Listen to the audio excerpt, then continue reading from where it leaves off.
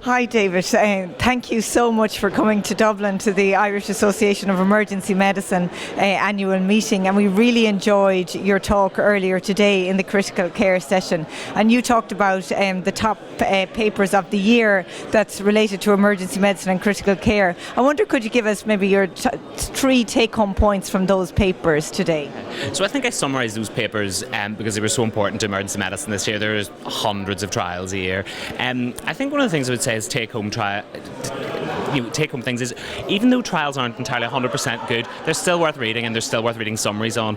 One of the big things is that we look at primary outcomes quite a lot, and did something reduce mortality? And it's often the wrong question to ask. Some of the best questions are, what were the other things that were found out in secondary outcomes? A lot of them are not statistically significant, and a lot of them aren't actually powered.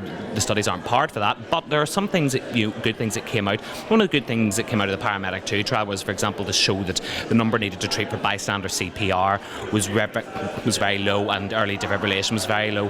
And I think that really drives home that we're doing good work in communities to try to raise awareness of those things. As always, I do think the SALT ED trial, which is really balanced crystalloids versus saline, really shows us that we need to be much more vigilant in our fluid prescribing in hospital. It raises questions about kidney injury associated with saline use. I think that's a big issue, and I think it needs more study.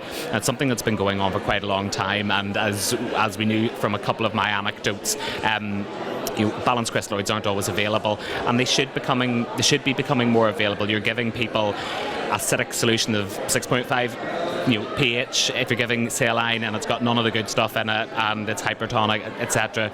I think we need to look more at trials like that. I want to see better ultrasound trials where they're actually recording their images. So that was the Shock ED trial. One of the things that I picked up on that is there were no opportunities for interim analysis of the images on the computers. We're in a digital age. Save your images and allow experts to review them at a later stage, and try to recruit more than 11 people per site per year in the studies. But those are my take-home points, and if anyone wants to listen to the full talk, or have a look at any of the stuff that I've done on it, including the slides and the infographics and all the collaborations, they can go to the website propathology.com/IAEM.